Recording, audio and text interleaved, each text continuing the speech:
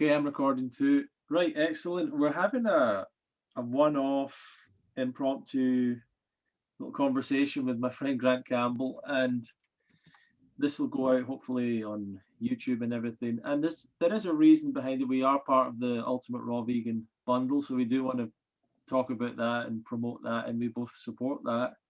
Um, but that's not all we're going to talk about. We're certainly not going to talk about that. My intention is not to just talk about that, but we'll talk about that in a little bit. But what I kind of want to have um, a bit of a different conversation than I sometimes have with, say, the Love Fruit podcast interviews, which is more about people's personal stories, their journey, their everything else. And I want to kind of talk to you about where we are in the raw vegan movement right now and what's happened over your experience in as part of the raw vegan scene and everything, and how it's grown and how it's developed and how it's changed and the different people that have played a part in that. I think that might be an interesting conversation. And I had this idea of having conversations called Saving the Raw Vegan Movement. And so Angelica's going to join us. We've got a little bit of an audience. We might have a few more people join. Thanks, Angelica, for joining. Feel free. So, but how about you just introduce yourself briefly so that if anyone in my audience doesn't know you, they can learn a bit more about you. Yeah, I'm Grant Campbell. It's always a pleasure to have a chat with Ronnie. We keep in touch pretty regularly. I'm from Australia. I'm an ultramarathon runner for the last 16 years. I've been raw vegan for over 15 years. I've been vegan for over 21 years. I love life. I love everything about life. I just love how things get richer and richer. The more you grow, the more you can grow. I just love the journey, and I love talking about interesting things. I don't have any taboo topics. Ronnie and I talk about everything. No, there's no shame in that. And I just love building courage, and I love being vulnerable in a safe space. And yeah. So this conversation, just to let everyone know, well, I just want to say this briefly, but we're going to keep on going. But this whole conversation, this video, is sponsored by the Ultimate Raw Vegan Bundle. If you want to find out more about that, you can go to Grant's profile on Instagram, Raw Aussie Athlete, or myself as well, and you can find our links to that, or you can contact us or whatever, and you'll find more information about that. fruitfest.co.uk/bundle is one place to go and get it. Grant, how would they find it through yourself? Just through? Yeah, on my Instagram channel, it's in the bio, but it's just bit.ly/raw Aussie athlete bundle. But it has to have capitals in capital R, capital A, capital A, capital B. Is it Raw Aussie Athlete on Instagram for people that want to follow you? Yeah, at Raw Aussie Athlete on Instagram. Yeah. So I have this idea of talking about saving the raw vegan movement, and I don't necessarily think it needs to be said. I kind of feel like, I don't know what you feel like, but I sort of feel like there's a bit of hopefully the start of a bit of a wave happening with this bundle with other things. It feels like people are starting to work together, getting this message out. There's more and more people that are picking up on this message and sharing it with people in different ways. And but let's go back to, say, when you started off doing this, I'm guessing it was maybe around the time just before the 80-10-10 book. 2005, yeah, 1 year before 80-10-10. And personally, like, if I think about, say, this bundle that we're doing, I don't think that happens without Doug Graham and the 80-10-10 book, or it wouldn't happen in the way it is happening. That's really the first book in the entire raw food canon of books. I mean, a lot of them said fruit, a lot of them said raw food, but to me, that book actually gave a plan for people. It wasn't just a kind of philosophy of eating fruit. It was like, no, you can actually do this. Here's how to do it. And then people started to actually do it in large numbers, and it kind of caught on very quickly. Lots of personalities start to go out there. This rarely happens. I rarely ever see this happen in anything, where someone publishes a book and just literally sort of word of mouth, reputation, people trying it out and then sharing the message, it just started to get out there.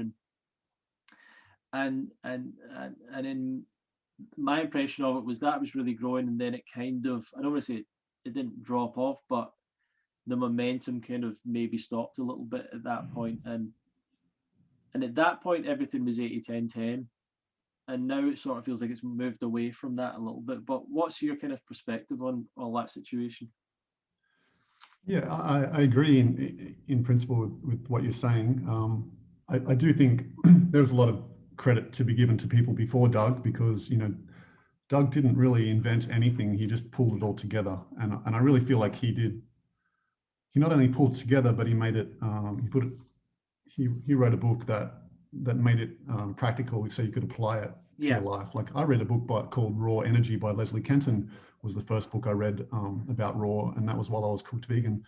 And it didn't make me go raw at all, because it wasn't practical. It had recipes like Essene bread that took like 3 days to make, and it planted seeds about why raw was better and about how cooking damaged things and things like that. But it didn't say how to do it.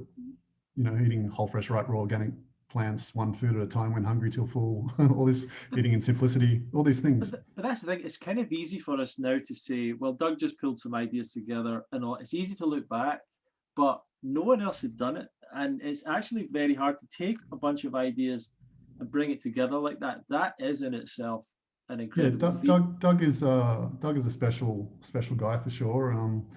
Like, he got from his father the ability to read a lot of books. I don't think I've ever known anyone that read more books than Doug's dad did. Like, he would literally borrow 20 library books and bring them back 2 days later.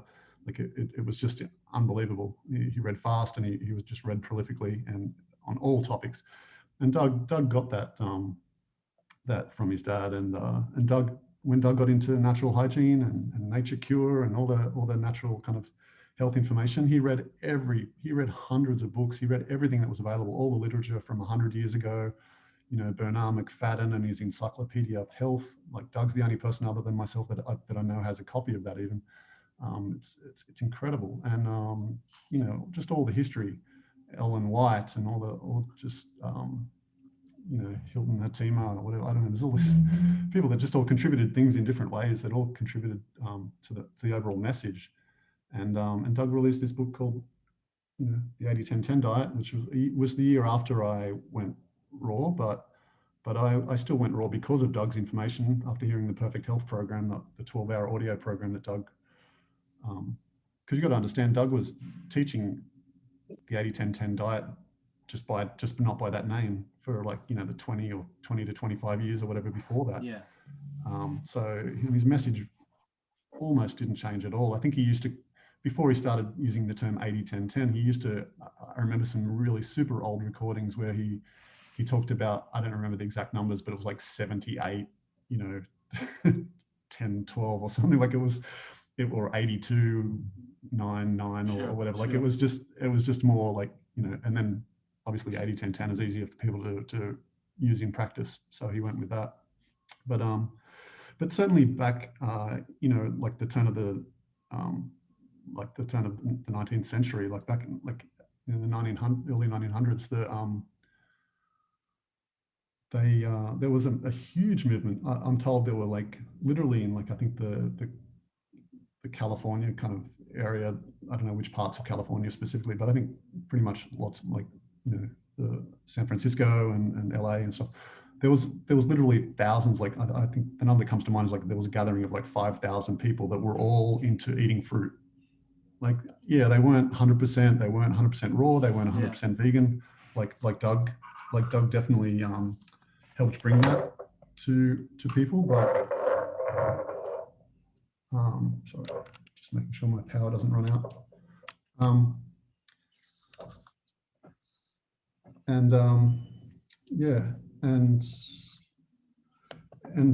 But then the germ theory kind of came out and crushed all of that, and everyone started cooking everything and became scared of germs. I'm not sure that my power is charging properly. I might just move to the other side of the room quickly. No problem.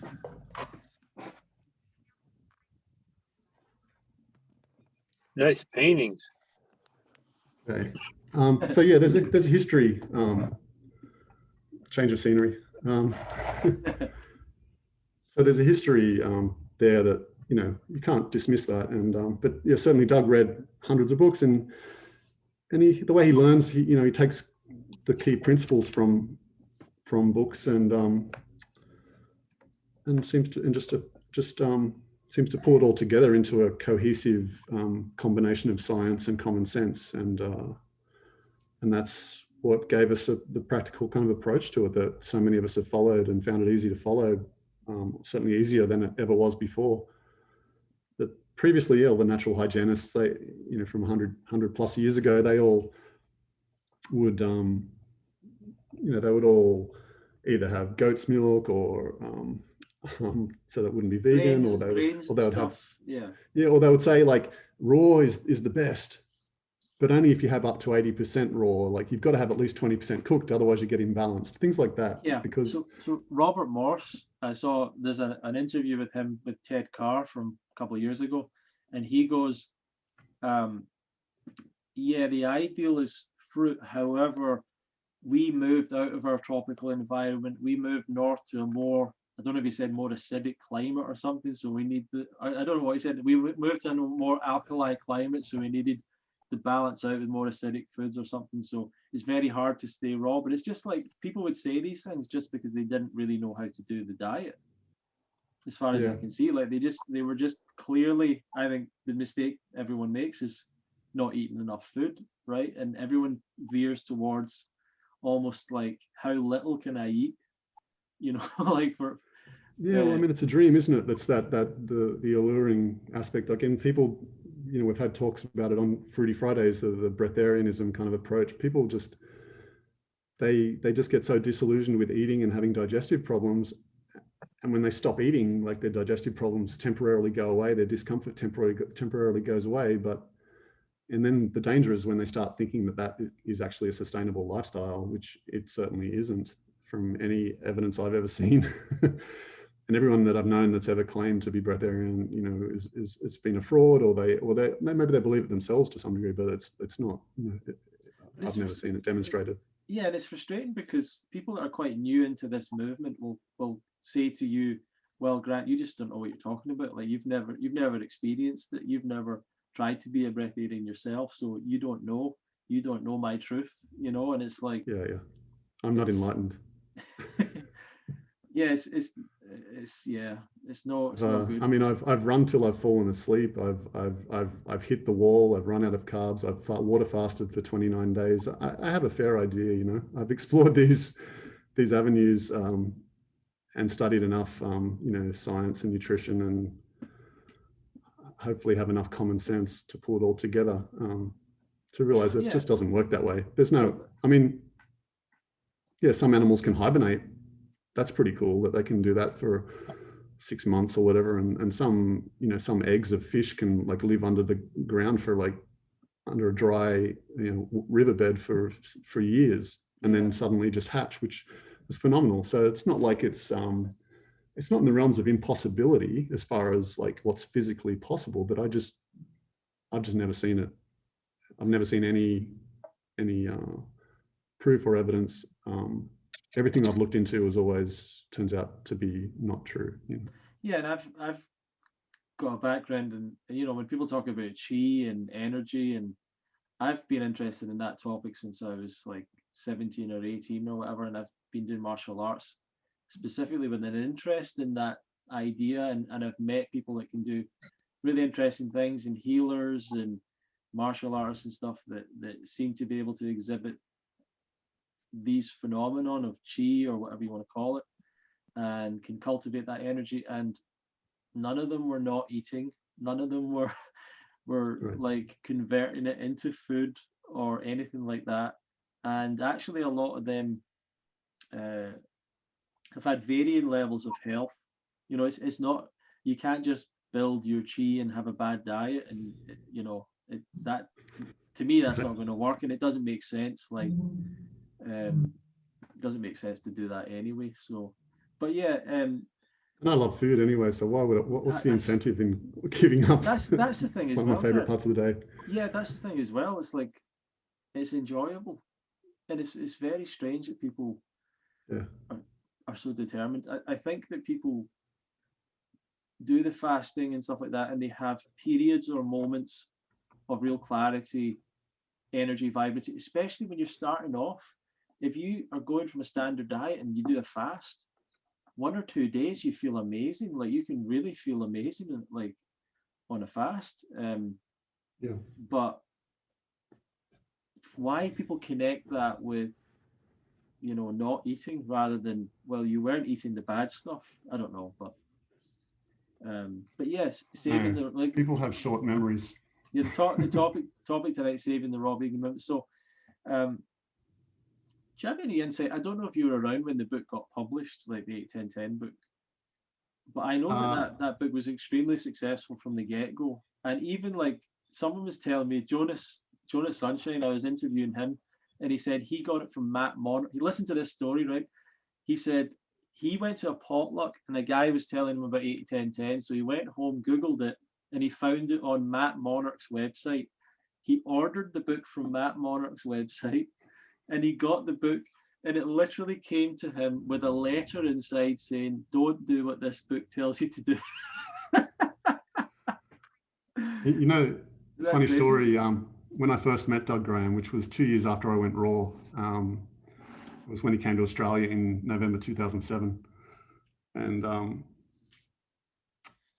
and I ended up driving Matt Monarch and his wife to up north from where I lived on the central coast of New South Wales, Australia, up to Byron Bay, where Doug was giving the talks with Rosie, his wife, and yeah, so I had Matt Monarch in my car for 6 hours that day, and he said, "Hey Grant, while I'm with you, I'm going to try the 80-10-10 diet because you know how to do it, so like I'll try it." And so he had what he thought was 80-10-10 for breakfast. He ate some fruit, but then he poured like so many hemp seeds all over the melon or what I think it was, and so it became a high fat meal. And I didn't criticize him. I'm thinking, okay, he's given it a genuine attempt. I'll just acknowledge, oh, that's cool. It's great you ate all that fruit. Like that's awesome. Let's have some sort of sweet fruit for lunch or whatever. But and then his lunch became, I'm detoxing too much. This isn't working for me. Obviously, I'm just going to go back and eat my own way because this obviously doesn't work for me. And he literally gave up on it after about 3 or 4 hours. So Yeah. and then it becomes a story like I tried it and it didn't work, and it's just it's like he didn't try it, he never did it. Yeah, but it's funny that the book was selling so well that it was even on his website. You know, even Sure. people that didn't support it, and I wonder, like, you know, Doug's never been that active in social media. He does have stuff on social media. He does have the YouTube channel, but he does very little with it. And I think he mostly is active on his own personal forum. But I was thinking, like, prior to social media, he mastered kind of the way that people were traditionally getting the word out about things, which is public speaking and going to groups and events, and he became a really fantastic speaker. And for some reason, he's never really converted that into getting on social media more. Like I don't know if he's never understood it, or because there was a point where he was really getting a lot of views and stuff, and people would have loved to have heard more from him. What do you think was going on there? Yeah, I mean, Doug is Doug is in his element when he's like I saw him give.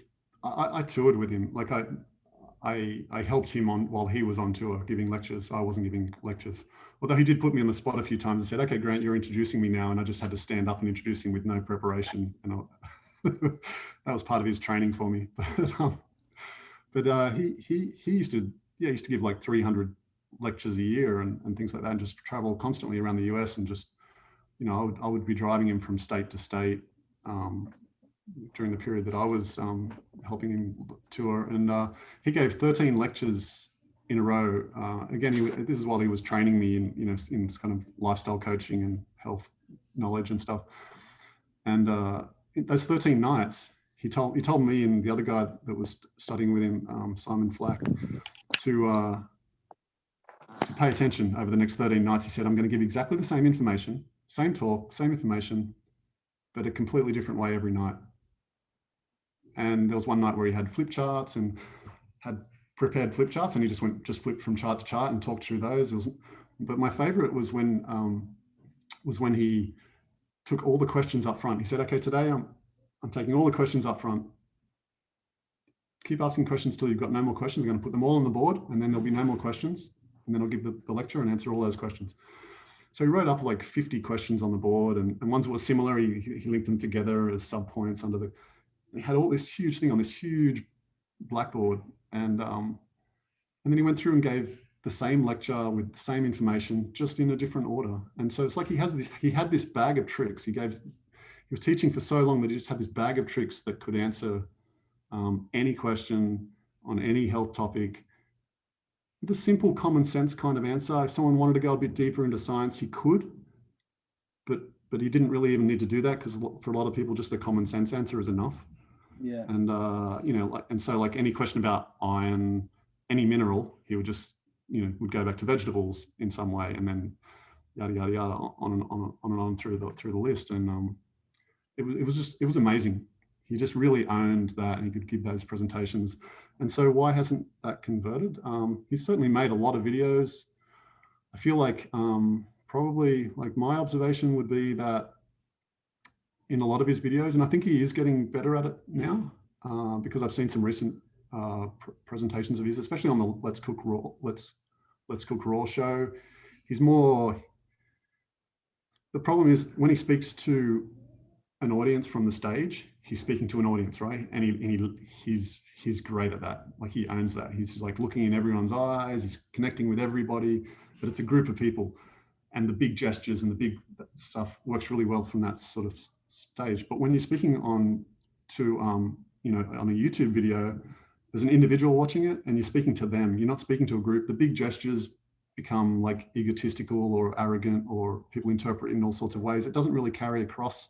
Yeah. This big booming voice and dramatic kind of stuff. It doesn't really. It's too much, because that's not the same. You don't speak like that when you're having a conversation with one person. And so I feel like that's the thing that he had to work on, and I gave him that feedback. I don't know if that's just my insight. I don't know if it's the thing or not, but I just think, like, even if he did it, even if he was doing it the wrong way, so to speak, it would still be better than doing nothing. And I just feel like he's just kind of done that. Like, well, and I don't. It's not that he's done nothing. It's just that he doesn't want to do it. He doesn't.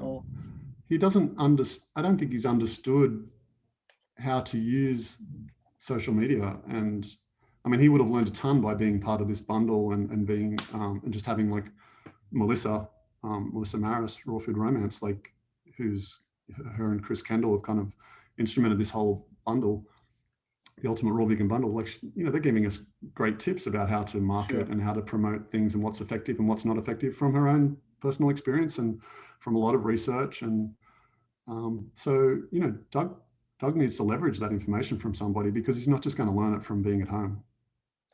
Yeah, I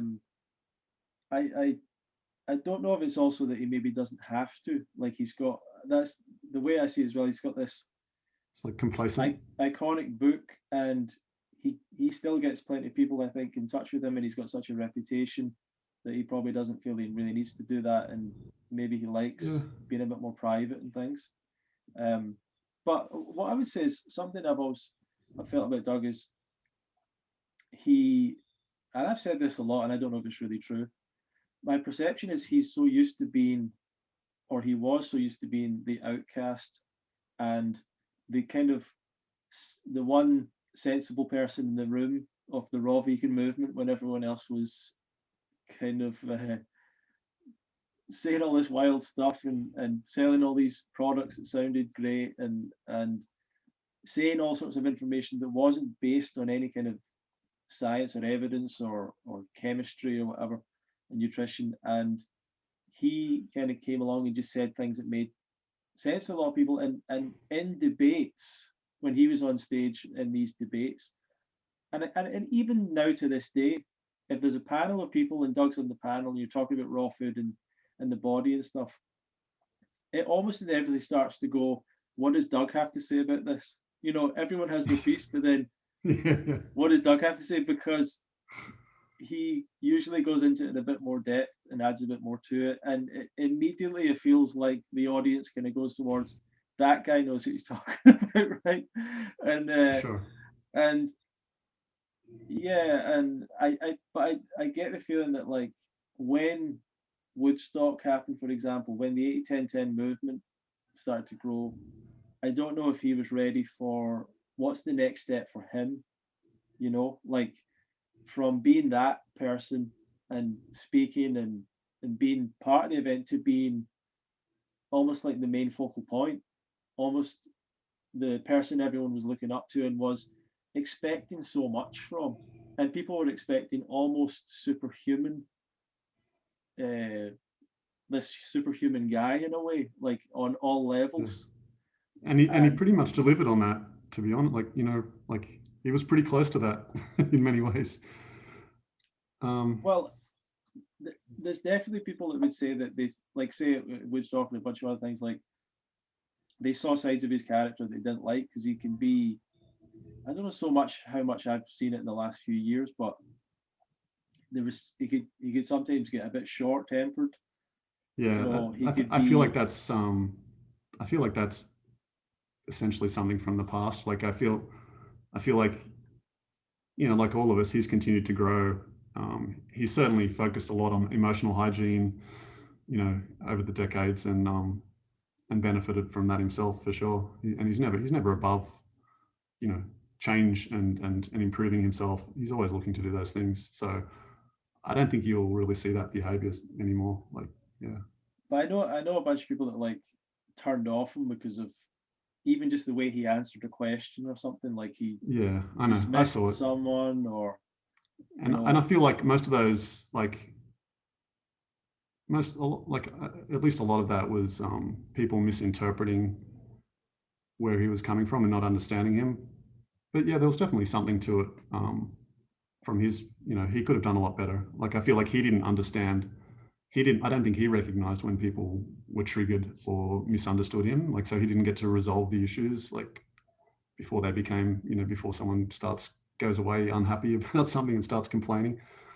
Um, and then it comes back, you know, yeah, in ugly ways when people spend yeah, time in their heads thinking about things. yeah. I had a few moments where I remember trying to ask him a question because when I was really interested in him and what he was doing and what he was saying and wanted to learn more from him, but it was very difficult to get in a conversation with him at those events early on because there's a lot of people wanting to speak to him and he had a lot of friends Sure. there. Yeah. So he was constantly with people and constantly with groups of people and stuff. And I remember chatting to him about something, and he took it completely the wrong way. Like I was trying to say something supportive or something like, you know, and he took it like I was saying something against the raw vegan diet and kind Right. of dismissed me and walked away. And I just thought, what was that? Interesting. Like, And you're certain that that's how he felt. well, I'll tell you Um, exactly what it was. I was asking him about that Herbert Shelton got Parkinson's disease, and I don't know what I said about that, but I was saying, you know, people don't realize that, I don't know what I was saying exactly, but he took it as if I was trying to attack the, like, natural hygiene, Shelton. Right. yeah, and trying to say, well, and but he kind of, I think he said something about, like, he got kicked in the head by a horse, but people think it's the diet or something like that, and then he walked away, right? As if like these these these idiots think that don't realize this guy, you know, got Yeah. kicked in the head by a horse or Right. whatever, Sure. and you know, it was just a weird moment where I was like, he's like, You know what I would say to that is that, which I think is a beautiful thing, being sensitive, but like, you know, I think he's a very sensitive person. And, you know, I guess sometimes that can come across as a bit of a fault if you're a little bit too sensitive to something, that maybe like overreact a little bit to something. But Yeah, he's a very sensitive man for sure, and Do you that's think that's do you- there's a lot of strengths to that. So my idea though of like I don't think anyone could be prepared for all of a sudden there's an event where they're expecting you to be the guru, right? Uh, but do you get a feeling like he wasn't comfortable with that, or like he wasn't ready for it, or he didn't take advantage of it fully, anything like that? I think he did what he knew how to do. Like marketing for him was always something that was an effort. Like he would happily give a presentation for 5 hours and not market anything. Like he'd love to do that. Just let the stuff sell itself. But then he started getting people helping him, and then they'd start pressuring him. Hey, make sure you plug this thing. Make sure you say this, and make sure. And he would find ways to put it in. But when stuff like that is forced, it comes across as unauthentic, and because people can see you're uncomfortable, so it comes across as being ingenuine. Yeah. And it's not that he was being ingenuine. He just, it's just awkward. If someone tells you you've got to sell a vacuum cleaner before the end of today, Ronnie, like you probably wouldn't be super comfortable about that. Like, you know what I mean? Like it's a challenge. It's something maybe you're not used to, and whatever. Yeah. So I feel like it was kind of like that, and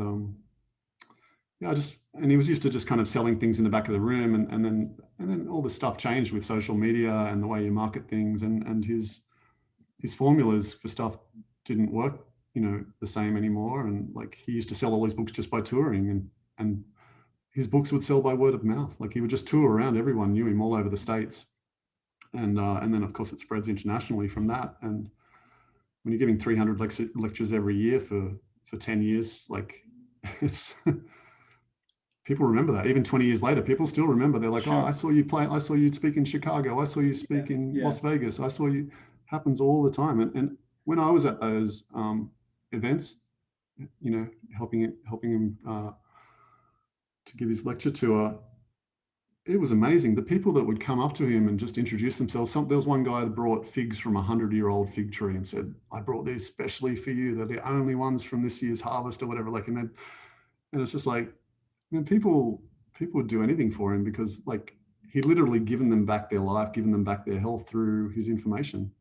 And how big it's really special. What were the venues like? What were the audience sizes, and who was organizing these events and stuff? That varied a lot.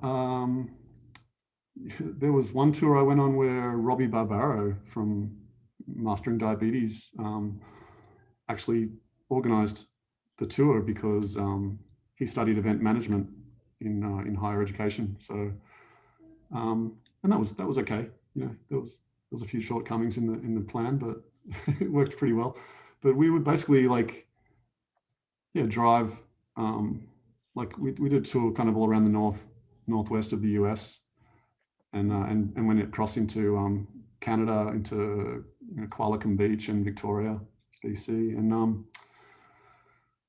we just like he'd give a talk usually in the evening, sometimes in the afternoon, but usually in the evening, and then of course everyone wants to talk to him for like several hours afterwards, and so we would get to bed quite late, and then just as soon as we get like 6 hours sleep, and then wake up and drive for 10 hours, to the next state, and great road trip stories of like buying corn on the side of the road that's just mouth-watering, and getting like apple cider vinegar fresh, like not apple cider vinegar, what do you call it? Apple cider.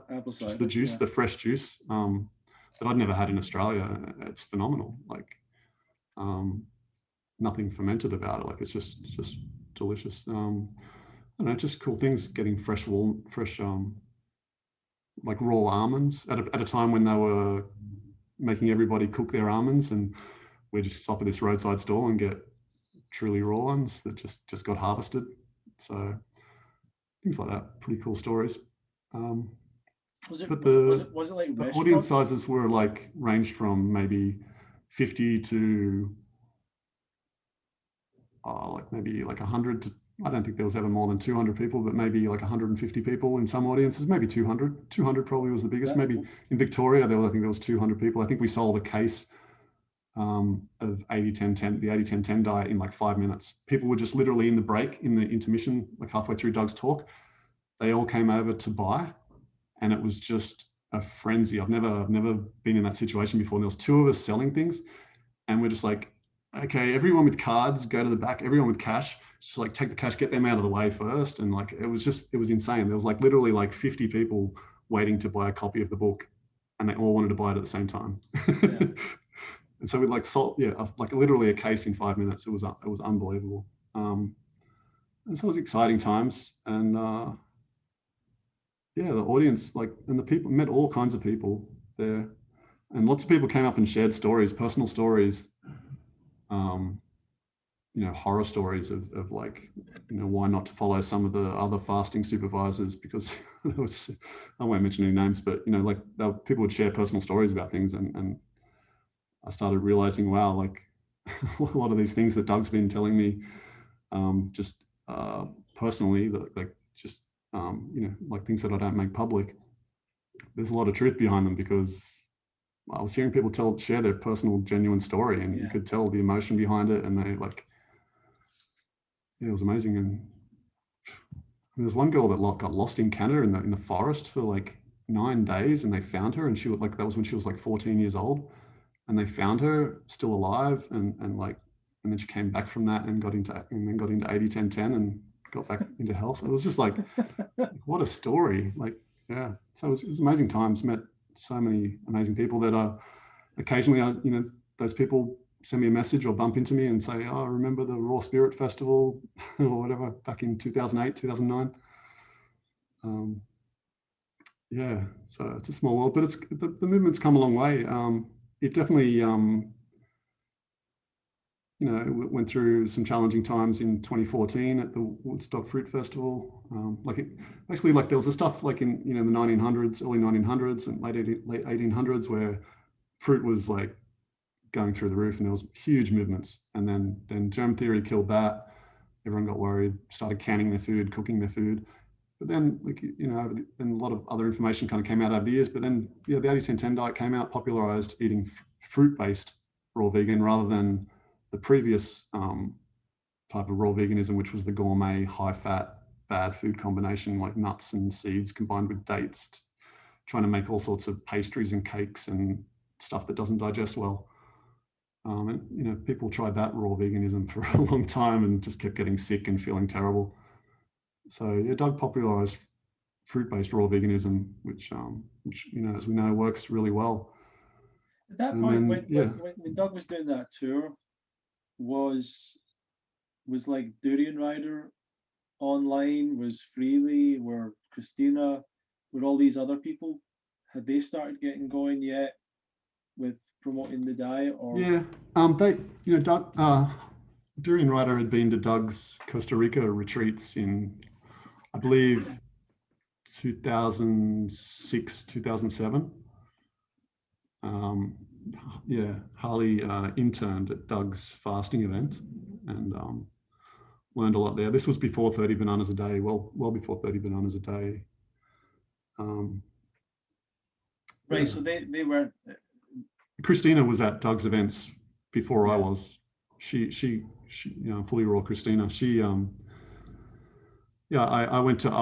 she was at many of Doug's events that I was at in the first few years that I was at I've been at Doug's events, almost all of Doug's events for the last 10, 11 years.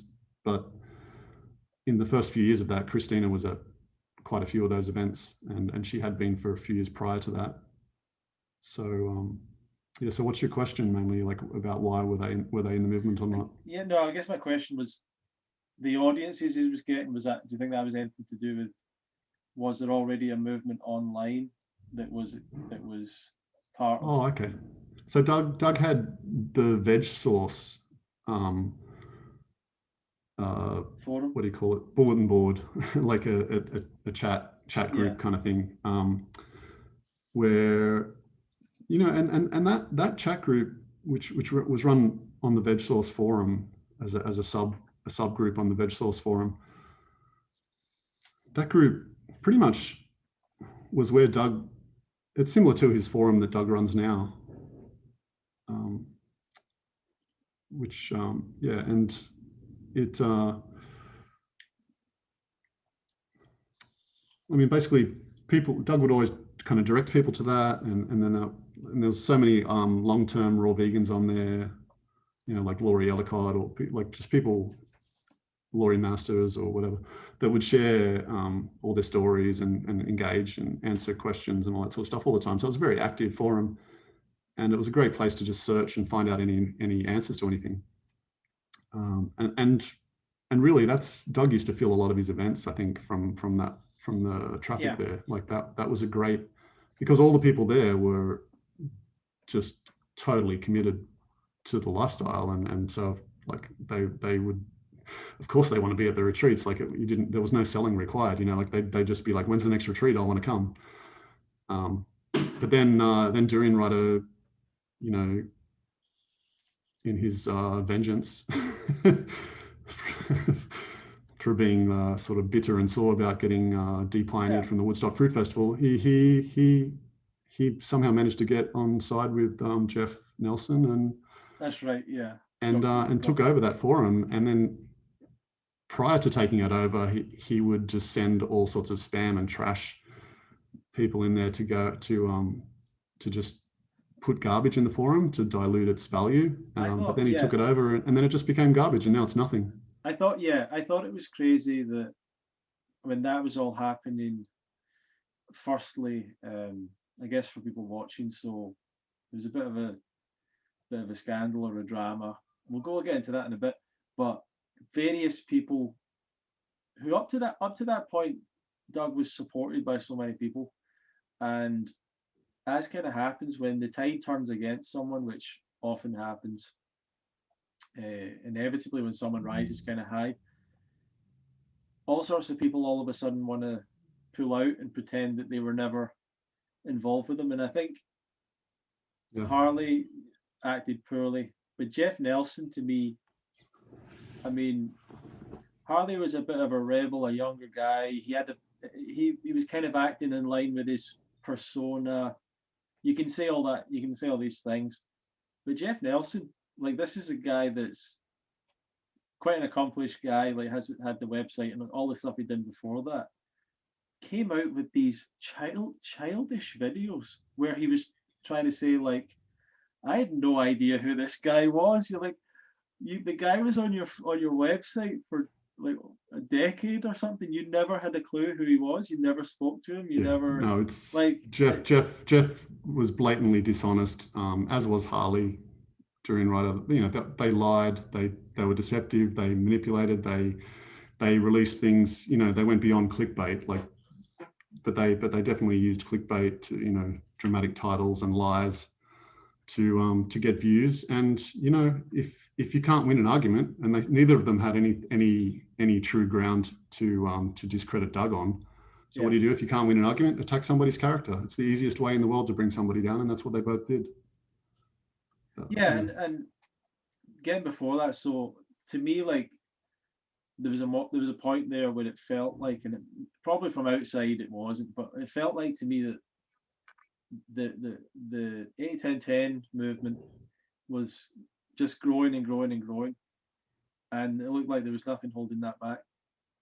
And then centered around Woodstock, the Woodstock Fruit Festival, a lot of people fell out, things fell apart. Some people went back to eating cooked food, and to be fair, the people that went back to eating cooked food, Harley and Freely, were the most militant anti-cooked food people at one point, in my mind.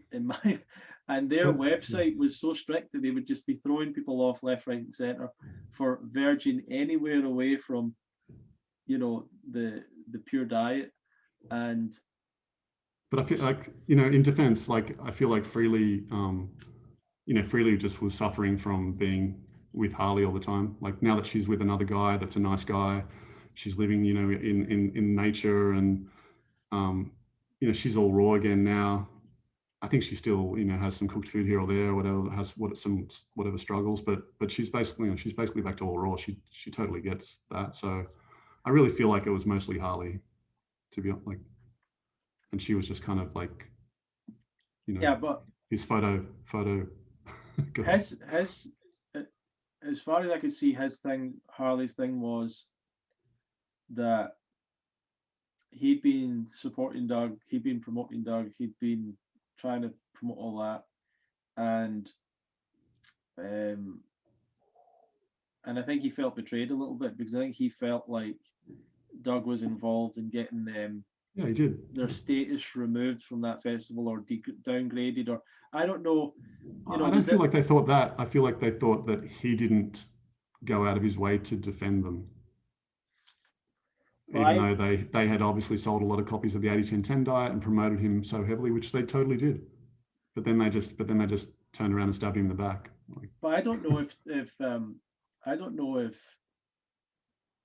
I'm always confused by this as to, like, who was it that brought up this idea that they should be removed from the festival, or not removed. But well, they weren't removed from the festival. They actually had nothing taken away from them other than the status of being a pioneer, because they were breaking 4 of the 11 guidelines that you were supposed to follow to be but was there a leader. They weren't representing the festival, so it made all the sense in the world that they couldn't be pioneers. Otherwise, the whole thing was an hypocrisy. My feeling is when these things build like that, and there's 500, 600 people, and there might be more the next year and all that stuff, when things are building like that, that it's very easy for jealousies to form, and for people to start to think, for example,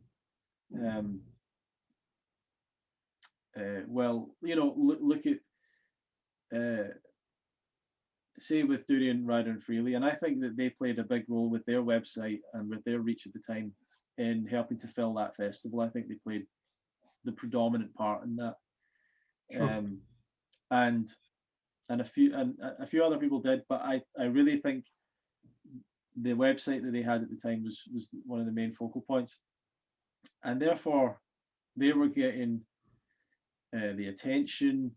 They were getting paid the most money. Paid, but not guaranteed money, but through selling tickets and things like that. And they had their flights covered. They had, you know. Everyone did though at that point. Like I didn't. Everyone didn't. But you know, and most people were local to the States, so it wasn't a lot of travel expenses anyway.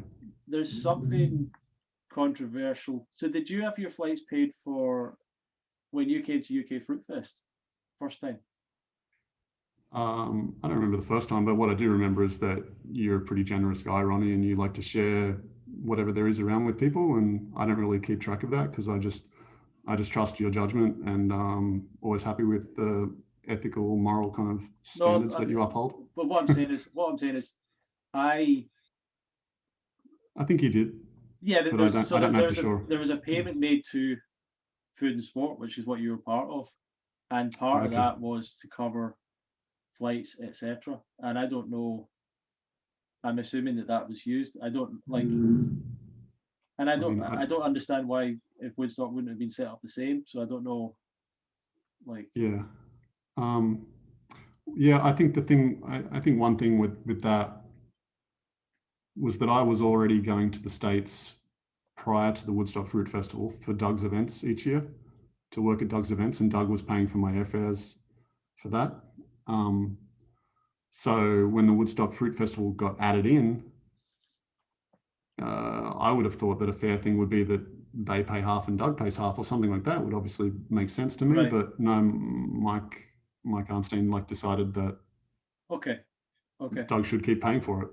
Which I thought was a bit of a weird situation, and it was always a bit of probably a sore point for Doug maybe as well. Yeah. So, but as far as I was aware at that time, a lot of the presenters were getting expenses and things. Maybe I'm wrong about that. They also had the best rooms were going to presenters at one point. Yeah, for sure. And they were treated really well. I mean, a lot of these people had, maybe apart from Doug, but a lot of them wouldn't have really been invited that much to many events. A lot of them really didn't have, and still don't, like, a lot of them still haven't really built a great following or reputation for themselves. Some of them have, but yep. But the thing is, when that's your one thing and your one place, and that's the place where you're on stage in front of tons of people, and you start to think, well, if that person wasn't here, I'd get more of a share of the limelight. Like there's certain people Oh yeah, that people we're definitely aware started of picking that him off for it sure. became The there's wolves a little came. bit of a power thing of, and what's so dumb to me about that is like not realizing that without those people there isn't an audience. Yeah, Like you know, biting the hand that feeds, basically. and but you know, it's weird because you could I don't know exactly how much who was in Mike's ear saying what we're going to do about Harley and Freely. I don't know exactly if that was Dawn or if it was Doug or if it was just the people who were attending the festival getting in touch with them. I'm not sure. Um, I don't know the sources of that, but it was like a pretty obvious time where something had to be done. Like everyone could see that something had to be done. Now, like Harley would like literally be making videos just before the festival showing him eating like 3 Pizzas. cooked vegan pizzas, Yeah. like on camera, like right there, like actually eating the whole thing, not just pretending like it. Yeah, I'm fairly sure Harley was the first year I went, 2012, which was the second Woodstock. I'm pretty sure that even then he wasn't like doing it exactly anymore. For quite some number of years, he was drinking like pasteurized juice and kind of going down this marginal, like walking the tightrope of a little bit off raw, but not too far off. And so like, yeah, I wouldn't be surprised if he ate kind of other things at that time. I just don't know. I had this weird moment with him the first time I met him at Woodstock, and I was speaking with Harley, and there was some kind of intuition in me, strangely enough, where I went, this guy's a sugar addict. I don't know why I thought that. Right. Because at that point, he was like 100% raw or whatever, or that was the impression. And I just had this moment where I just felt like, because I'd been basically like a sugar junkie, like I used to binge on loads of sugar, which is totally different to eating a lot of fruit from my experience. Right, I used to binge on refined sugar. Stimulation over pleasure. And it was almost like I just felt like there was some kind of similar, like I could just see it in him. And then not that long after, he's sharing videos of pouring sugar into his smoothies and all that. So it definitely made sense. It's I don't know exactly why they would have moved away from the raw diet. Maybe just the same as a lot of people, they experiment, they change. It's very convenient, alluring to just get a bigger audience, you know. And because to me, like you mentioned how like, you know, they were raw, then they were cooked, and then whatever, and that's everything kept kind of changing, right? The message kept changing, but it was always like, I've got to spread the message. Like you've got to hear my message. My message is so important. You know, listen to my message, and don't just ignore the fact that the message keeps changing. Just listen to my message today. Like this is really important. And I just feel like I feel like it was just really convenient for him to branch out into the raw till 4 stuff and to start eating cooked and expand into the cooked vegan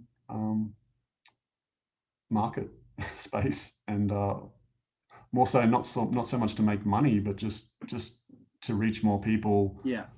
To feel like, and I really feel like it's about elevating status and feeling more important rather than actually as much as it is helping people, you know. Yeah. I really feel like that was important to him. Like the status thing is such a drive in human beings in general. I think that's in a way that's why I think these events really work, and being part of the community, because you go to an event, you go, for me going to Woodstock or whatever, and there's this hierarchy of like, here's you're at the bottom, and like here's all these people, and you meet people who've got different levels of experience, and then there's these people that have been doing it for many years and decades, and you know, you start to get motivated by that in itself. Yeah. Well, I feel like there is a hierarchy, but it just collapses at the festivals because it's just a perception that there's a hierarchy. Like really, we're just normal people, and that was like the whole problem with the concept of pioneers is that people that never went to the Woodstock Fruit Festival online, you know, keyboard warriors, started feeling like there was some sort of elitism, and that the pioneers, they're so special and need all this special treatment and have us, you know, and the whole concept of pioneers was just just putting names up is like, these are the people that you want to kind of pay attention to because they've been doing it for a long time. There's no egos, certainly not from my perspective. I didn't really feel like anyone else there was like really hugely egocentric, especially like certainly in the early days of Woodstock. I feel like everyone was just kind of there for all the right reasons, and it was just a beautiful time to just share stuff with others.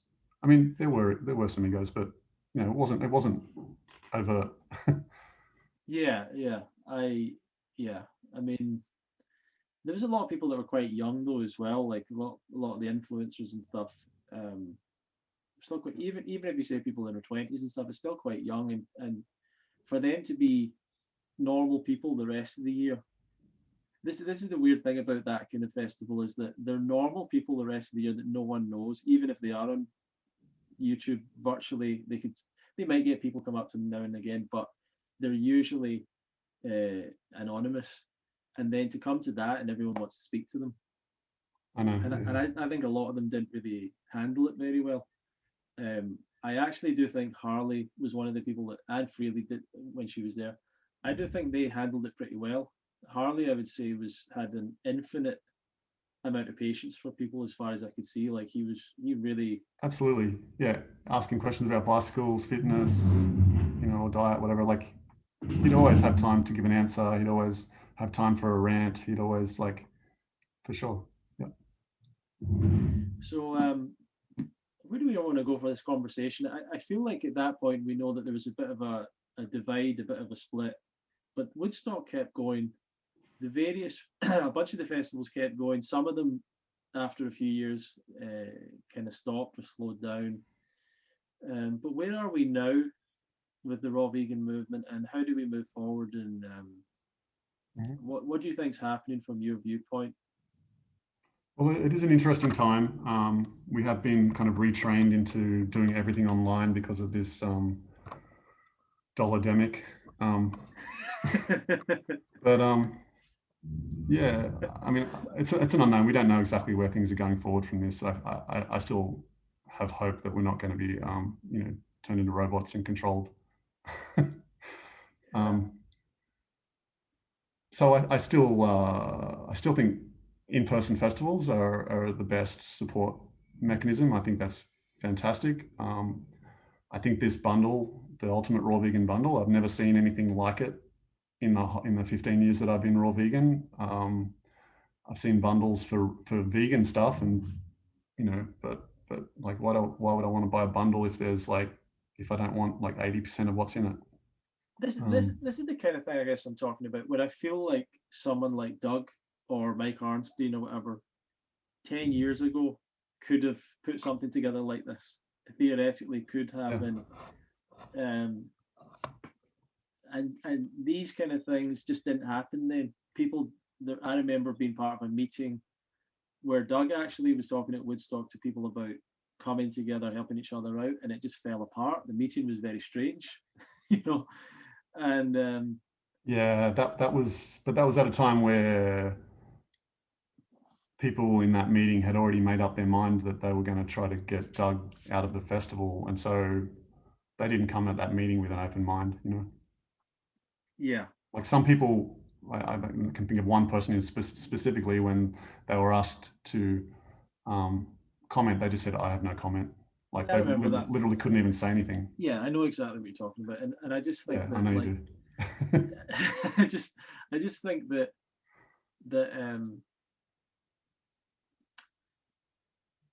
yeah, people had turned against him. But this is the thing I feel, is that the conflict for me with Doug is that if he wasn't such a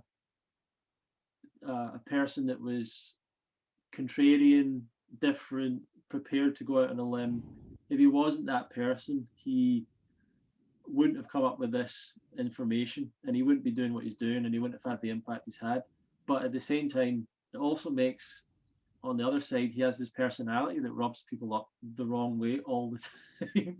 Well, it rubs people up that are easily triggered, which is common to meet people like that when they're going through a healing crisis or looking to improve their life, right? They're in vulnerable spaces, and so you can't really be short with them or abrupt with them. you know, they really need those extra words to be nurturing and caring Yeah. and show that you care and stuff in every conversation, which is difficult to do when you're trying to speak to thousands of people at the same time.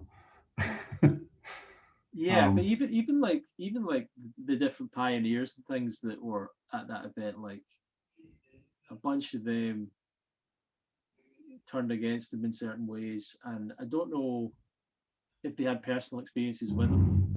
I think that he's a little bit competitive. Well, he's quite competitive, and I don't know if that came out like if that came out the wrong way. I don't know exactly, but yeah, I mean, he's competitive with sport for sure. He always like challenge. He'll use competition to make himself reach higher, and I think there's nothing wrong with that. He's certainly not competitive as in like trying to take your market share or something like that. You know, like I've never seen him behave like that. He does. I mean, he's very sensitive. He does care a lot about people. Like he really does. He's true to that, and it's like even when people were attacking him, like Harley and other people from Woodstock, attacking his character rather than actually using actual information because they couldn't attack him any other way.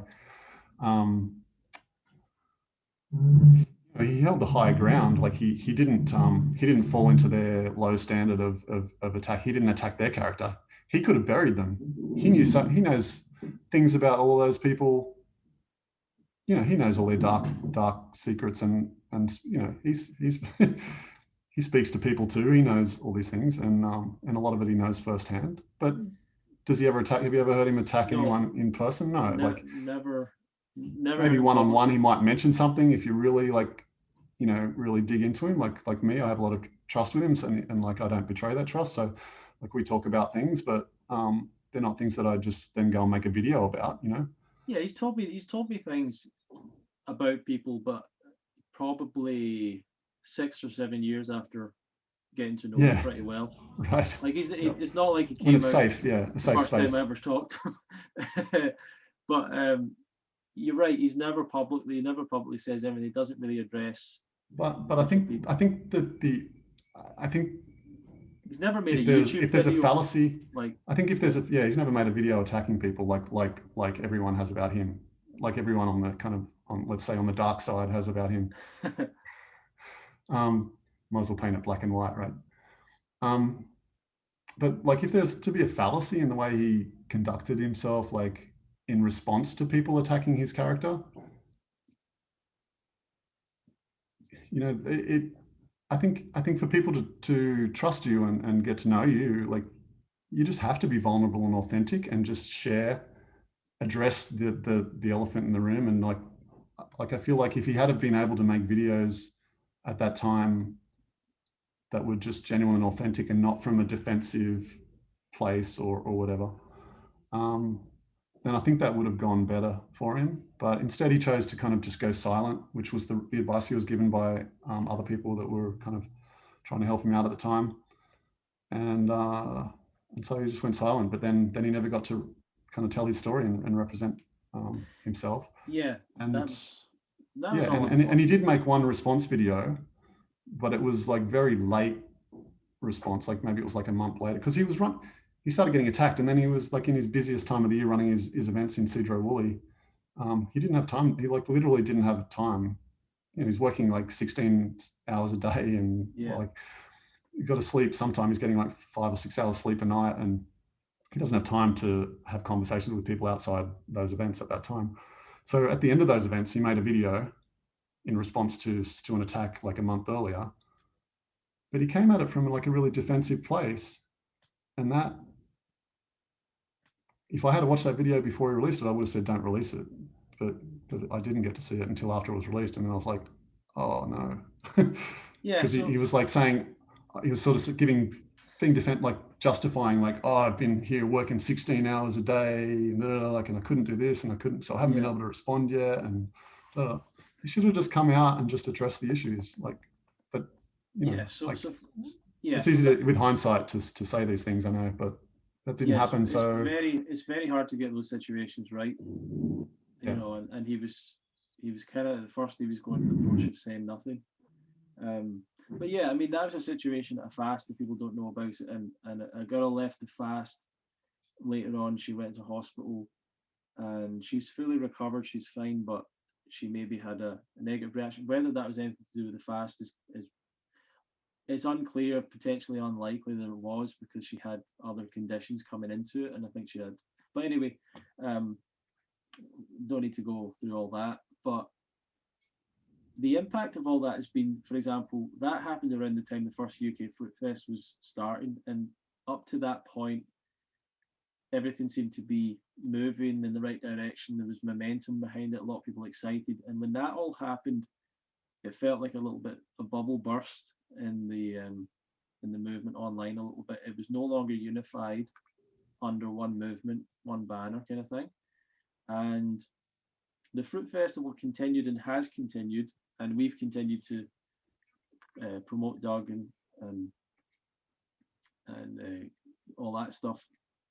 And but I feel like it's been a bit of an uphill battle a little bit, and maybe it wouldn't have been so much before then. Yeah, I think if not one sure. thing at this, the events that kind of went, the events that happened, like it highlighted where everyone's position. Like, so the true believers, like yourself, myself, like we've been unwavering, like, and so it just became very clear, like who's really in this for the right reasons and who's not. And so that's good to know. But I feel like, those times have passed. I feel like the wounds have healed. Those aren't really issues anymore. Most people don't even know what those videos are, Yeah, or they're a distant memory. And so, like, I feel like there's so many new people coming into this now for all the right reasons, and this bundle that we keep bringing back up again is just perfectly timely. Like, I feel like it's giving. I wish I had that when I went raw in 2005. Like, it's just such an amazing resource, and to just have like contact with all of these people. yeah. Like it's literally like all of my 60 of my best friends have all released all these products, most of them new for the bundle. And That's the great thing, that it is friends and we're having good fun with it. yeah, and they're my friends for a reason, because they're true people. Like they're authentic. They've got your back. They don't like speak. They don't attack your character. Yeah. They're like So they're doing it all for all the right reasons, and it's a beautiful thing. And as I like, it really endorse like everyone in this bundle, and it's like, yeah, so let's it's a really cool thing. let's talk about the bundle a little bit. I mean, and you're saying when you started out, when I started off, there was definitely YouTube, so I definitely had that advantage. There was the 30 Bananas a Day website. I had that advantage that a lot of people didn't have before me. There was Doug's YouTube channel, which was there was lectures from Doug online, so I didn't have to travel to a lecture somewhere. I was able to watch, and there was the Woodstock Fruit Festival, and there was a bunch of other events. And but if I think about what I did to learn, why did I go to Woodstock? Why did I go to these places? I was on a journey of learning. So I think I'd bought the 80-10-10 diet. I don't know what else I'd invested in, but I bought my plane flight, my ticket to Woodstock. That was about £800 or something, might have been $1,000, $1,200, You probably invested $1,300. in a peace, love, and seasonal fruit T-shirt. 5 or 6 of those, yeah, for sure. So like, yeah, I've got the entire Chris Kendall fashion ring. Maybe even a Raw Aussie Athlete T-shirt. I'm not sure. I've definitely got one of those. I've definitely got one of those.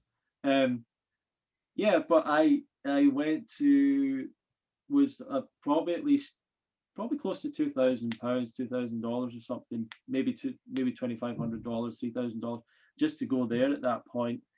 And with all the other travel involved, hotels, etc. And then I think I went there. I think I got Tony Wright's book. I mean, I went to as many lectures as I could, but I got Tony Wright's book, which was probably, who knows, $20-$30. I got an audio program from Tim Van Orden. I got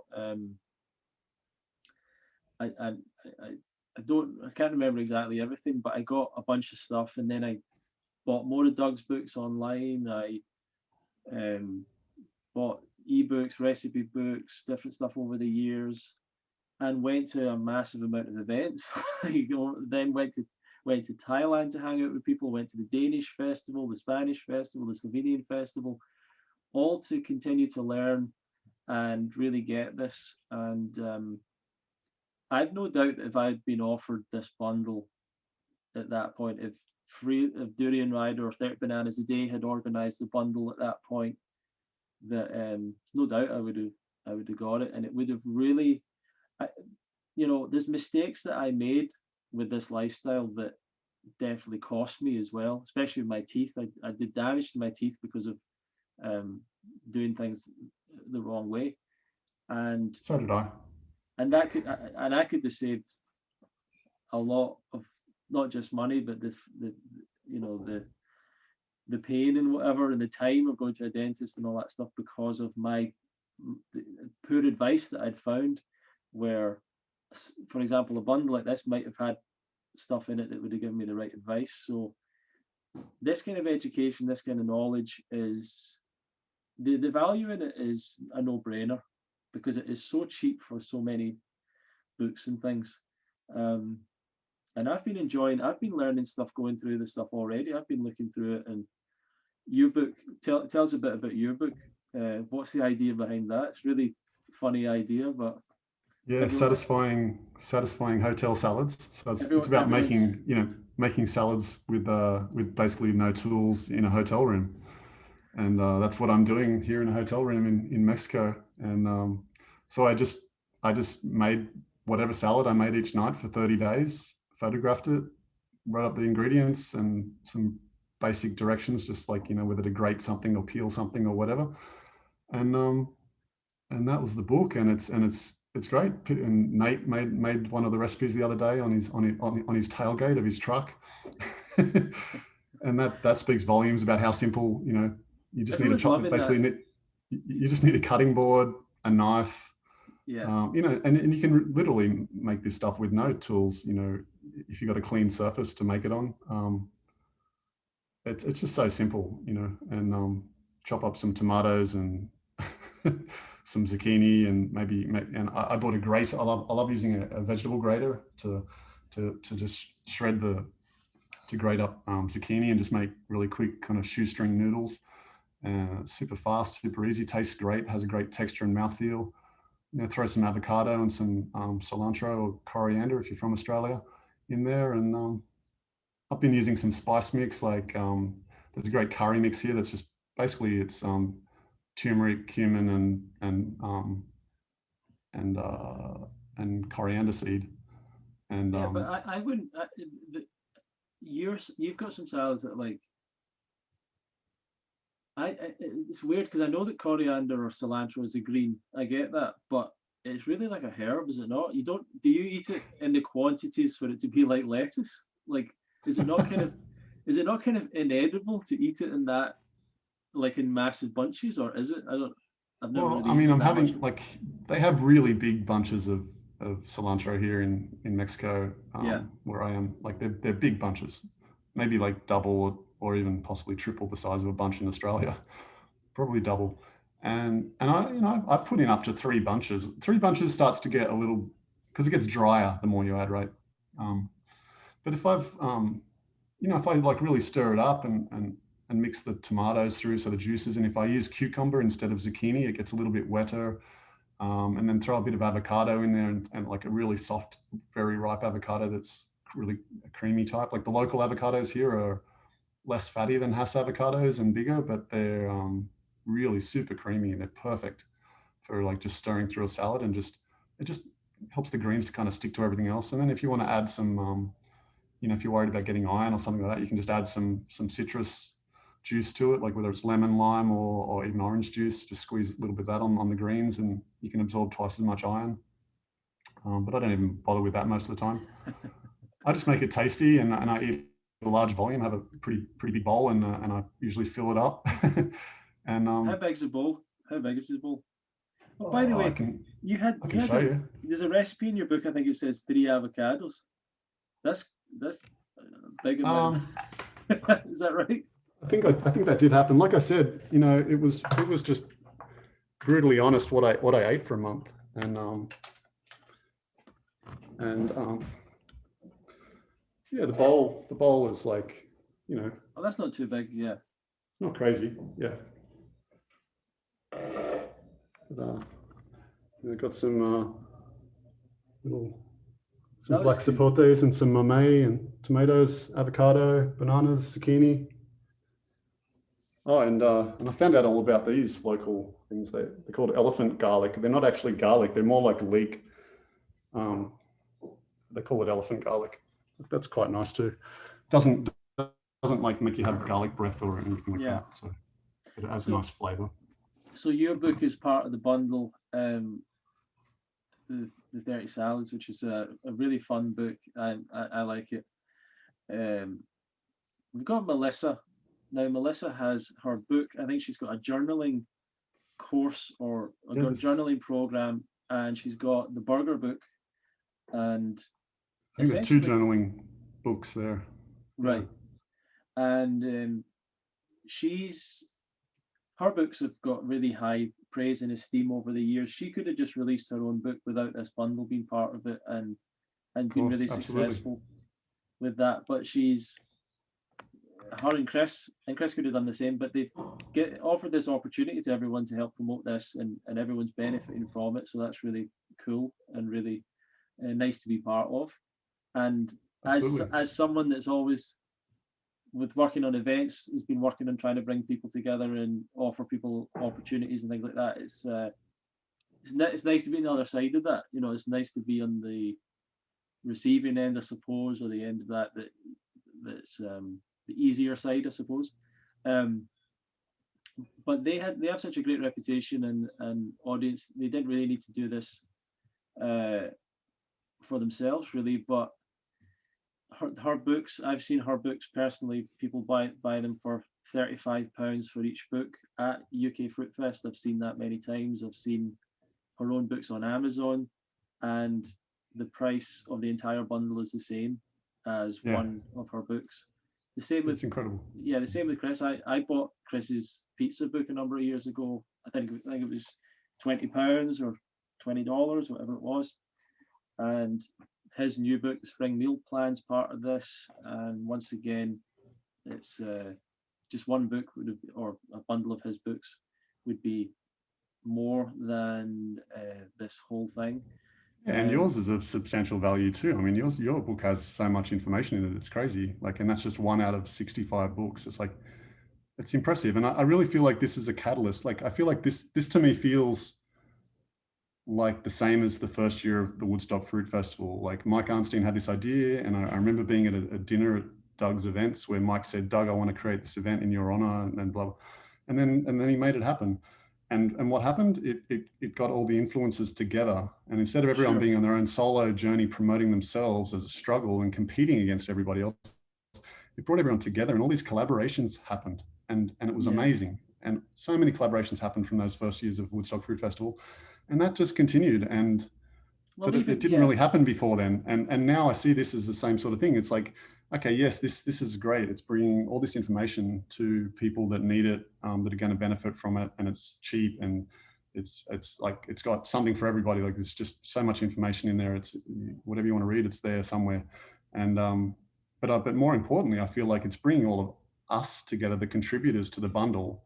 You know, we're having our fun in the chat sessions back, you know, behind the scenes, but it's bringing us together and connecting us and making it really clear, just reinforcing that message again, that like, by working together as a synergy, we're all in the same team. You know, we can lift the movement and help save, you know, the raw vegan movement. Not that I think we're saving it at this point, but I'd like certainly growing it. And I think we're learning from each other. They're setting a great example. Obviously, I mean, everyone's benefiting from it, and for everyone, like, for promoting the bundle, I get money back from it.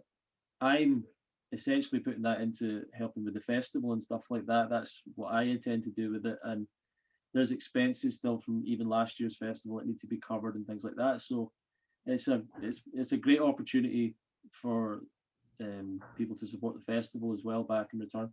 But yeah, I think that what they're doing is a great thing. the people that are part of it, as you say, people are coming together, and I think that this will be a catalyst for a lot of people saying, well, we could do other things, maybe not the same because this is their thing, but there's other things that we can do together. Even just cross promoting your own products, like why not? Like people have always kind of felt awkward about that, I think, but like now this is highlighting how important it is to like just support each other without any expectations, not like what's in it for me, Yeah. Like yeah. If I did this interview with you now and it results in, helping the UK Fruit Festival, that's all I need from it. Like that's beautiful, Well, the great thing about these things, we put them online, we just don't know where it's going to go, or in a couple of years' time, someone could watch it and get something from it. Is because we're really sharing universal truths, that aren't going to change. And as you say, we're kind of like, and a lot of people even watching this right now, we're all kind of super committed people to this. We're just at this point, we are maybe not as voracious consumers of content or educational materials, although we still have a lot to learn. But we still like getting together. We still want to be around each other. We still want to learn. And I guess our position now is, I think you go from being you're learning, you're just a complete beginner learning. You eventually become sort of an apprentice in some way or whatever. You start to understand it a bit more. You start to help others, and then you become more of a leader to other people, or people look up to you, whatever, and then you maybe keep on going up. And I think that's important. I think people should keep going up. Like, I don't think I think it would be bad for me if I just keep the UK Fruit Fest as like 100 people coming every year and that's all I did. I think I should try and help other people do events, or like it should keep on going up like that, not just absolutely. Like, because other talked... people want to come in and do the smaller events, and they should have a space to do that. Yeah, 100%. And we talked a lot about Doug, and I just feel like it's worth noting that he has always been a springboard for other people to become, like you look at any of the leaders like from like 5 or 10 years ago, like they all had something to do with Doug Graham in this movement. Like they all used him as a springboard in some way. And he has the humility. He's quite humble in that regard. Like he always saw the value in mentoring people. And in fact, this year in Costa Rica, he didn't even run a fast. He just ran an internship program because he just loves it. Like he's really good at it. People get so much out of it, and it's he just really gets a kick out of seeing people grow and do their own thing in the world and succeed at it, for like helping to grow the movement and just being good people doing helping to grow the aspects of the community that we all love and thrive on. Well, there's something really special about being around people that are eating fruit together, and I think that's always going to pull us together.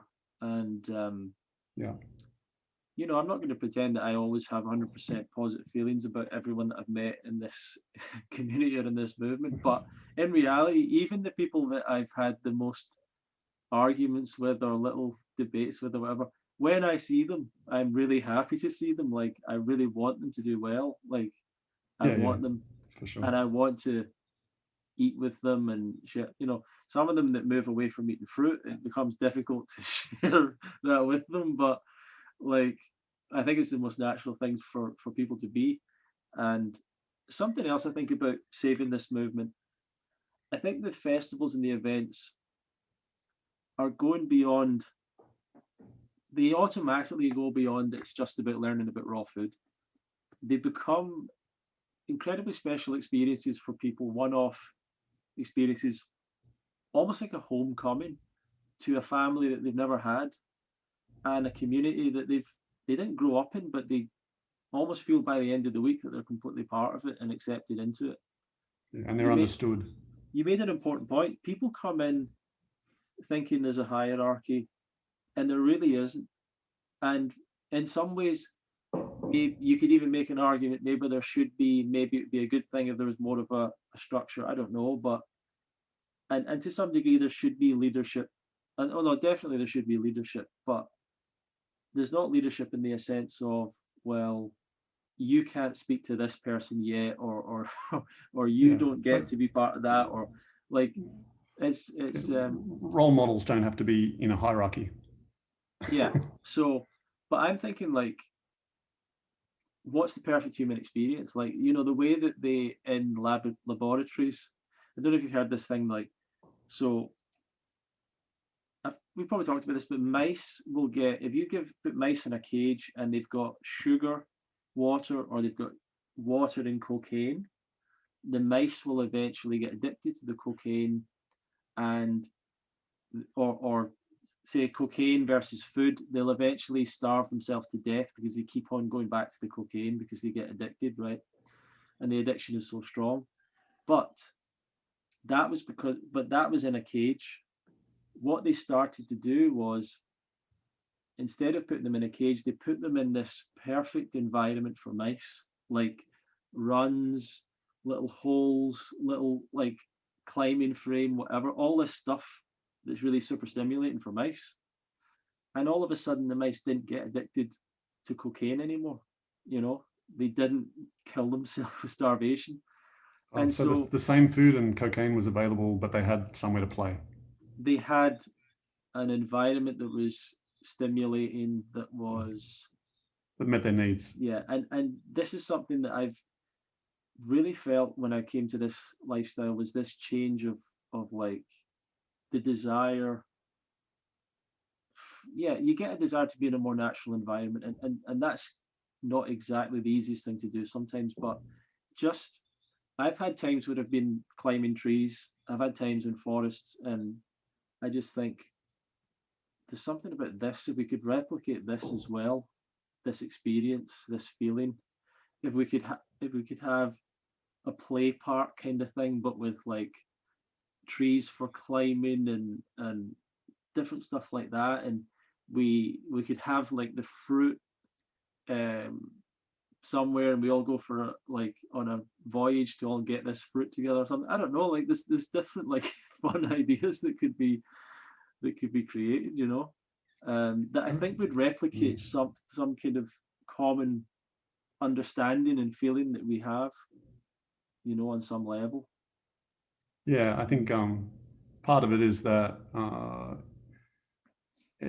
being with like-minded people, you let your guard down, you're relaxed, you feel safe being your authentic self. You're not trying to hide anything. So that feels very pleasant when a lot of us, come from worlds where that isn't really an option, day to day, because there's judgments and restrictions and limitations, unaccepted behaviors, or whatever it is, unsupporting environments. So yeah, I mean, I think we live in that world already, Ronnie. There's trees everywhere. It's just a matter of us getting together and playing.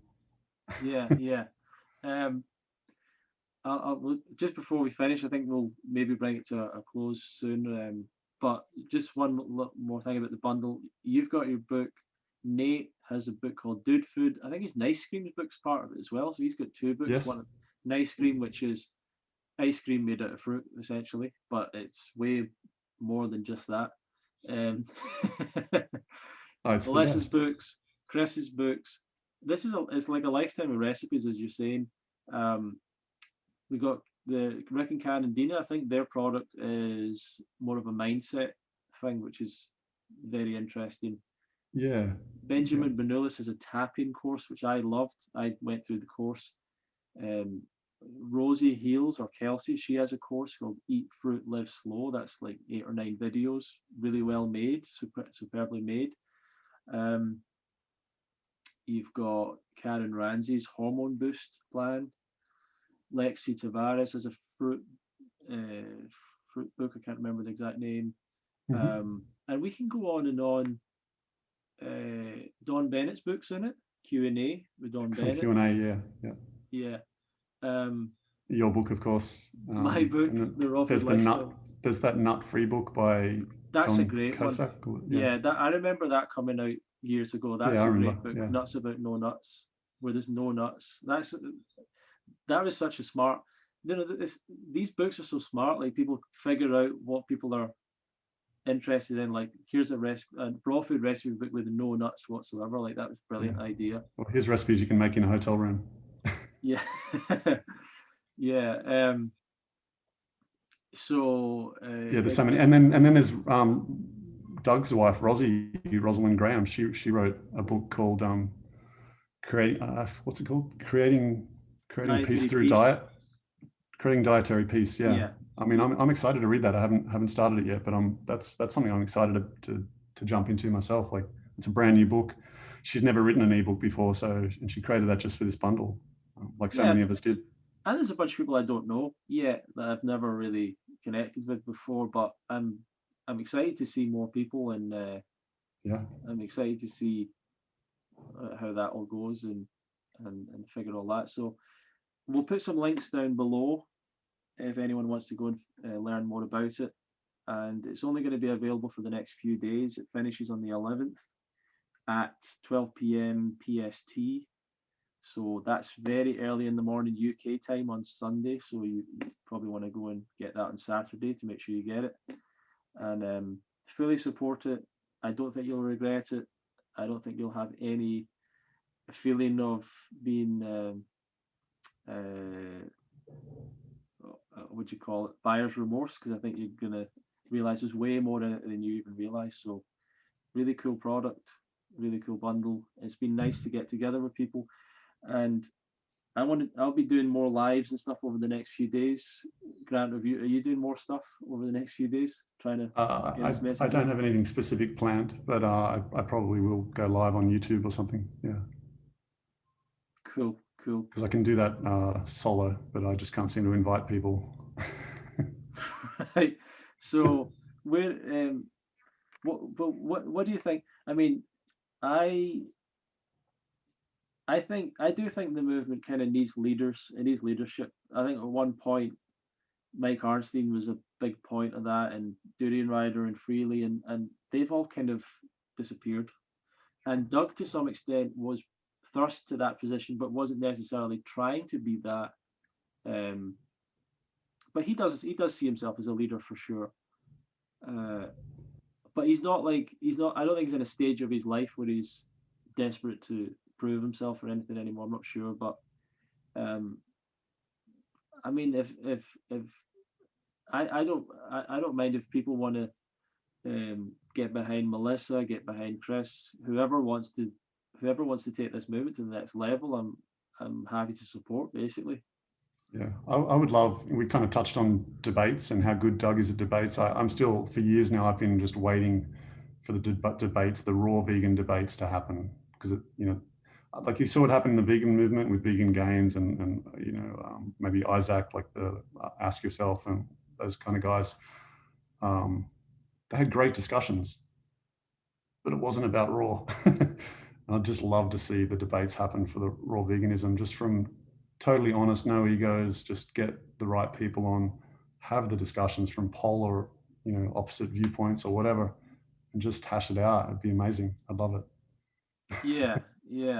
I don't know who's going to make that happen, but I'd love to see that happen. Yes. I see that as a way forward for sure. It'd be nice if there's a few. I mean, there's some obvious. I think for a debate, you need to have people that are equally kind of strong in what they're saying. And so the obvious one to me is like Doug and maybe Brian Clement or something like that, because they could actually have a decent debate. I don't think Brian has a great point or a great position of saying. Brian could never win that debate, so it wouldn't be a fair debate. But he's. I've seen him in his confidence. Videos. He will. That's for sure. Take on he will keep it going. He will definitely. It'll be a good debate, but it won't be pretty for him. And then this, it's. I would just like to see like Mike the Vegan. He's so cool, but he has a pretty anti-fruit consumption kind of thing. Like, he's not against fruit altogether, but he's like, too much fruit. No, that's too much fruit, too much sugar, too much. And I think, wow, for someone that's so much into the science and makes such great arguments, I feel like he, excuse me, I feel like he just hasn't really heard our viewpoints, clearly. And I'd love to see people like him have debates with Doug or Rick and Karen or whatever. I don't know. Like, get vegan gains, get all these. I honestly think people get very uncomfortable around the raw food message because I think that people on some level go, this makes sense.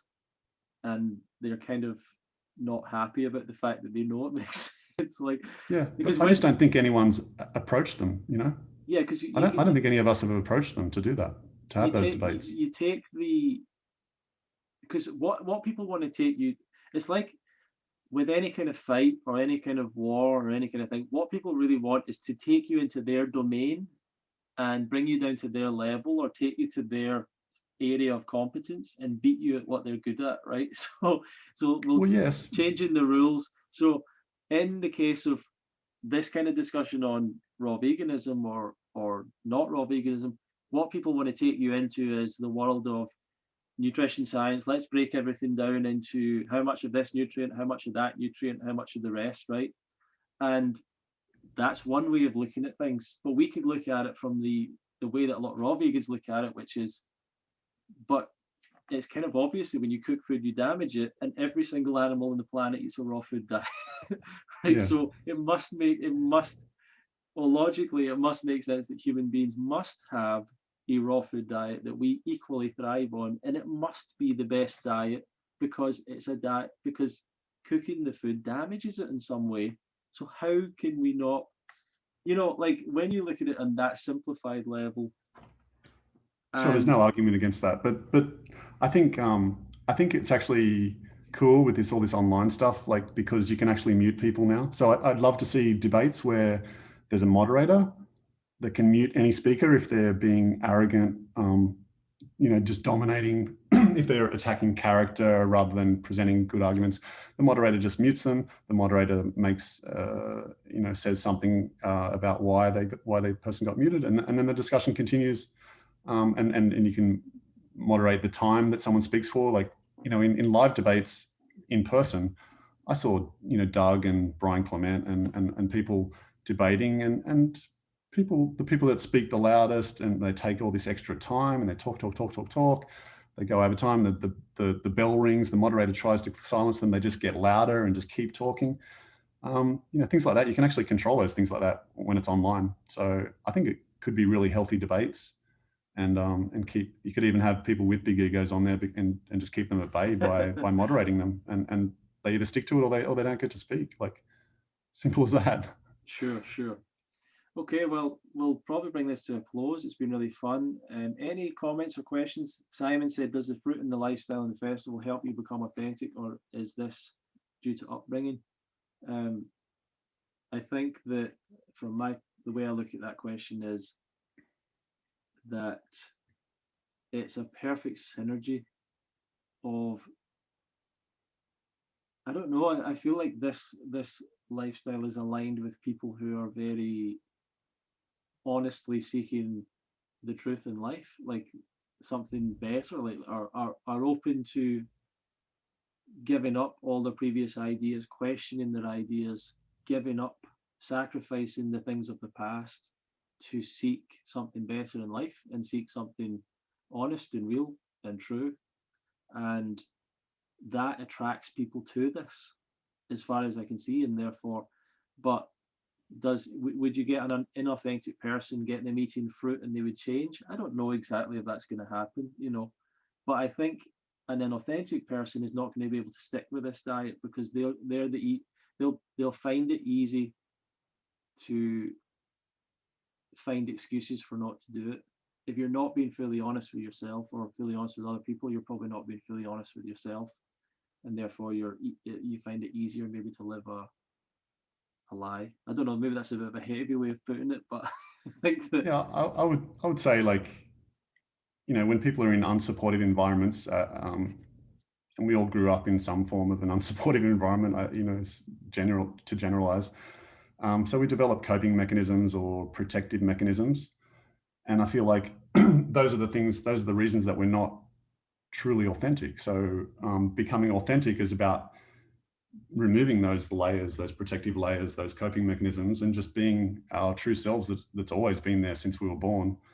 and just rediscovering that. And I feel like fruit and a healthy lifestyle is a catalyst for that.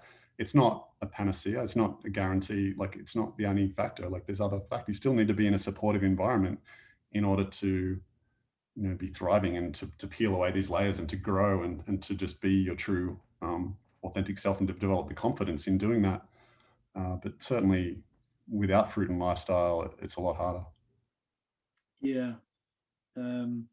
Any last thoughts before we leave tonight? You're welcome, Simon. Last thoughts, I don't know. It's I've really enjoyed the conversation. We touched on some pretty heavy topics, and hope people enjoy listening back. And I really do see this bundle as the the current kind of injection into the raw vegan movement. It's really a significant thing. Like, it's really significant from the perspective of the collaborations between We're the definitely kind going of to have, the yeah, leaders and the new generation coming through, and Yeah. also just helping people to live the lifestyle more successfully, so you get less dropouts and people actually get to stick to it and get the benefits they're all seeking. I think we're definitely going to have conversations with people in 2, 3, 5, 10 years time where they'll say, when I got into this lifestyle because I got the Ultimate Raw Vegan bundle, and I read your book, Grant. I made the hotel salads. Like, we're going to have those conversations with people. That this was their first, as you're saying, like their first little step forward into all this, and that's really great. That's really cool. And because, one of the things I love about the UK Fruit Festival, I've told you this many times, Ronnie, is because you run it and you come at, and because all the decisions are made for the right reasons. There's no like ulterior motives. You're not doing it to make money. Obviously, you're trying not to lose money, but you're just doing it for all the right reasons, for the greater good. And Melissa and Chris behind this bundle, they're the same. Like, to me, they don't. I've never seen them with ulterior motives. They'd rather have integrity than money, but they make a living from it, and that's great.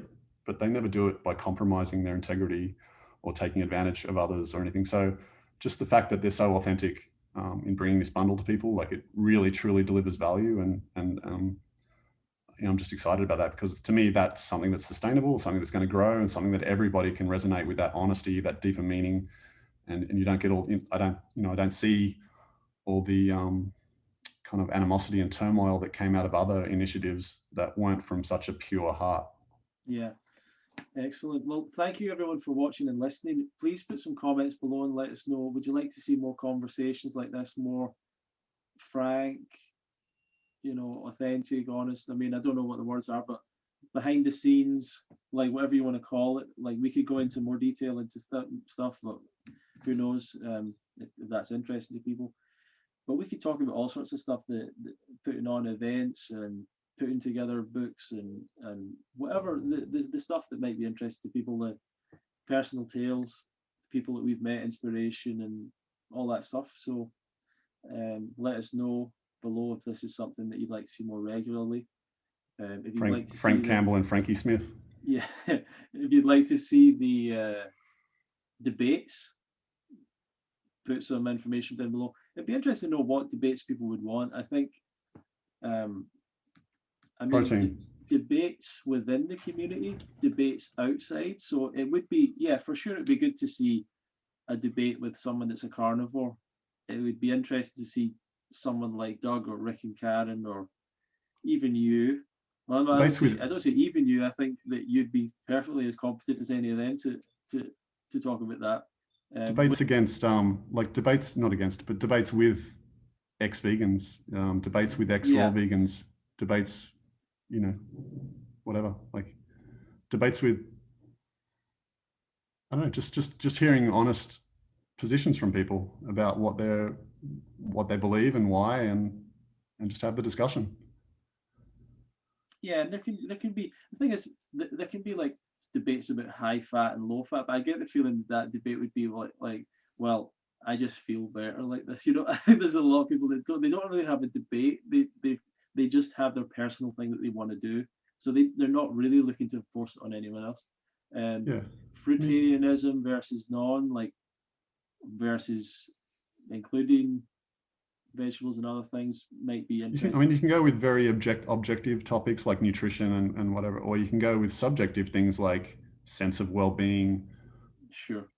which doesn't have to be completely subjective, but We could get a or breatharian, maybe. world peace, like which diet is going to like create more peace in the world, or you can have ethical discussions would be great too, like So yeah, and like an environmental discussion about environmental, 100%, yeah. Because what it could be is you could come up with, say, 10 debate ideas and then try and find the people that would fit in with those topics. So you could do vegan versus non-vegan, right? So you could get someone to talk about that. You could raw versus non-raw. You could get people that fit in with that. You could supplements versus non-supplements. Exercise versus limited exercise or whatever. You could be good for that. Get the flu versus not get the flu. Vaccines, yeah. So there could be a whole program: carnivore versus raw vegan or vegetarian, whatever. As you're saying, some sure. I would participate in that. That would be fun. Juice fasting versus non-juicing.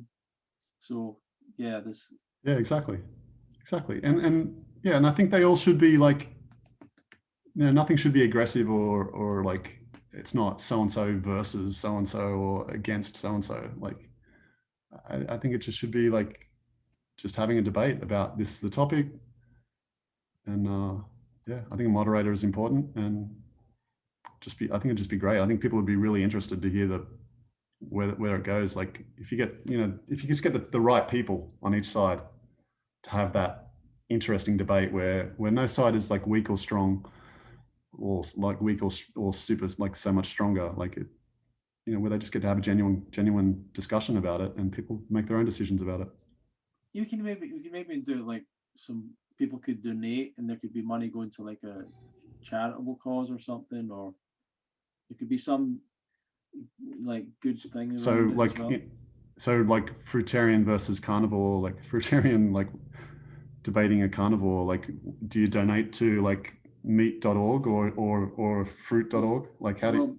maybe it would be, well, I always like the idea of like kind of wildlife, like so chimpanzees, gorillas. I don't know, like I don't know if these foundations are all good. I don't know, like yeah. I hope they are. Maybe the money's all going to the black hole. Maybe you could get the speakers to agree on a donation on a charity beforehand. Yeah, it might be hard to find a common in some of the discussions. Yeah. Okay, well, thanks, Grant. I think we'll maybe leave it for tonight. Been really nice to talk to you. Always a pleasure. And this will be going up everywhere. So everyone, check the links below for the bundle, and give us some feedback. And we'll see you in another video. Thanks, Ronnie.